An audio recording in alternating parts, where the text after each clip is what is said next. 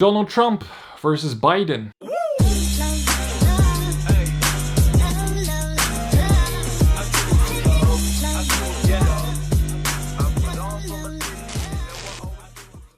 Whew.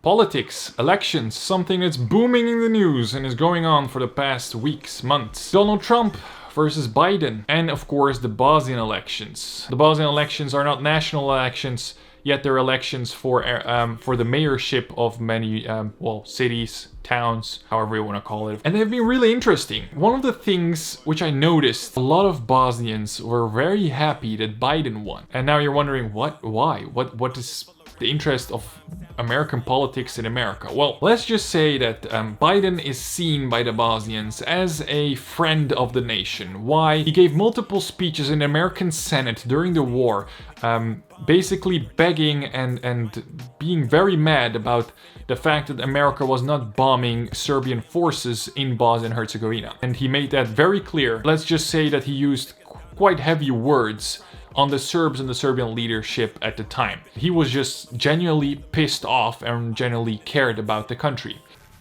When they overran Srebrenica, and you could actually see UN soldiers sitting there with their blue helmets and hats on top of tanks, watching the Serb conquerors take the women and children and send them in one direction, and take the able-bodied men and send them in the other direction for extermination. This wasn't because they wanted segregated prison cells. They took them to the woods, they dug holes, they shot them, they dropped them in the holes, they poured lye on their body and bulldozers the dirt over them. And we were told, no, that's not happening.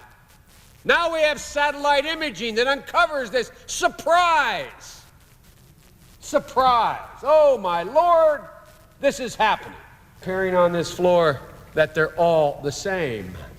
They're all the same.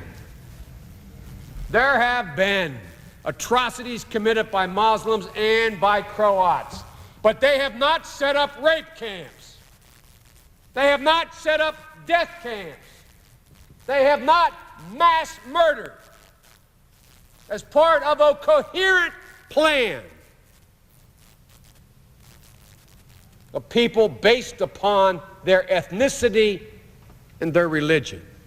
That's called genocide. Genocide. That's what it is. And now, even in our move to state what our vital interest is, this administration and others who support it are afraid to use the word. We're told we're not taking sides. I'm here to take sides. Mladic is a war criminal, the leader of the Bosnian Serbs. He is no better than Himmler. He is no better than Goebbels. He is a war criminal. That's one thing that people think. Of course, I always see the other side of it. He's probably also in the Senate because he lobbies for companies and other things.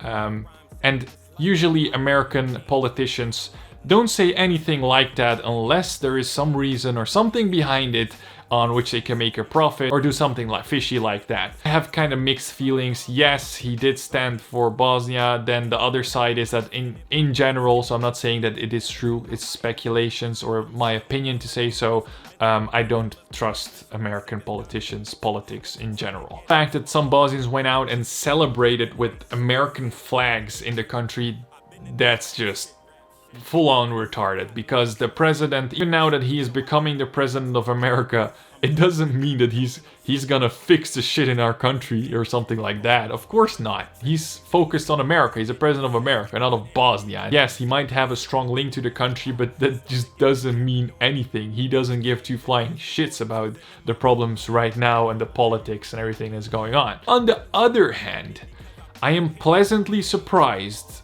with the results of the elections for mayors and, in the country in general. One of the biggest parties, the parties of the SDA, which is a Bosniak Muslim party, a Muslim party in general, they stand for the Muslims, Bosnian Muslims in Bosnia and Herzegovina, lost big cities.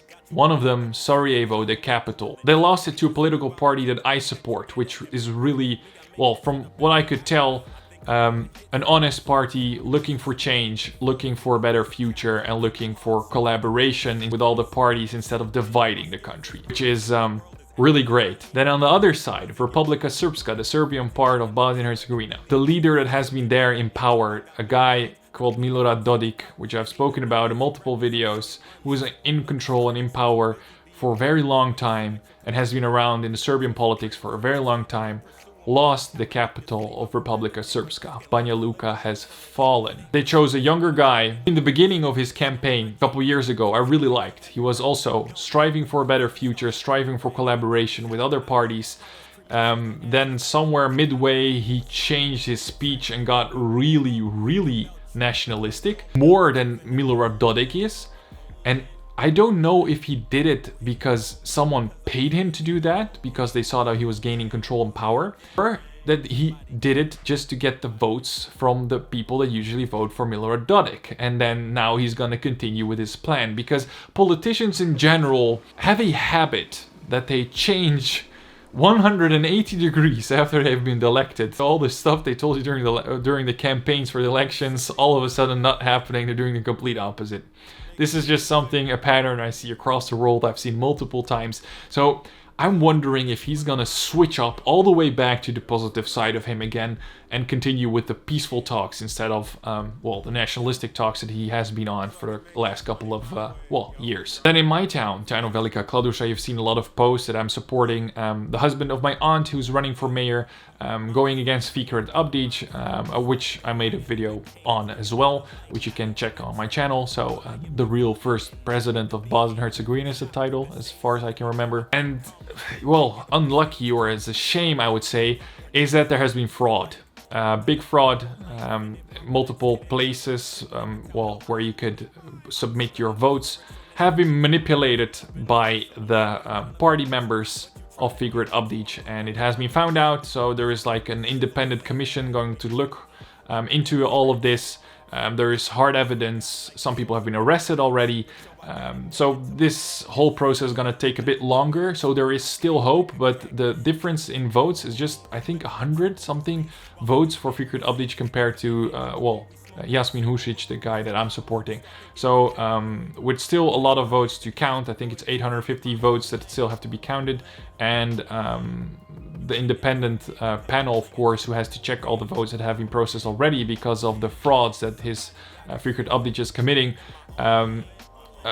it's still undecided who has won. So I hope he's gonna win as well, and that will mean that in the entire, well, all the big parts of Bosnia Herzegovina, where it really matters who controls the town or city, the change is happening, and I'm very happy that it's happening. It has taken so many years, but it's finally happened, and I hope that this trend is going to continue and that actually something is going to change in our country. So let me guys know in the comment section down below, what do you think of the fact that Bosnians are celebrating Biden's win? And of course, what do you think, if there's any Bosnians and Serbians from Bosnia and Herzegovina watching, what do you think of the switch in power, to say so? Because it has been really interesting, really surprising, but I'm very glad that it happened. So I hope you guys liked this video. If you did, leave a like down below. Subscribe to the channel if you haven't already, and I see you guys in the next video. Ciao. Perfect.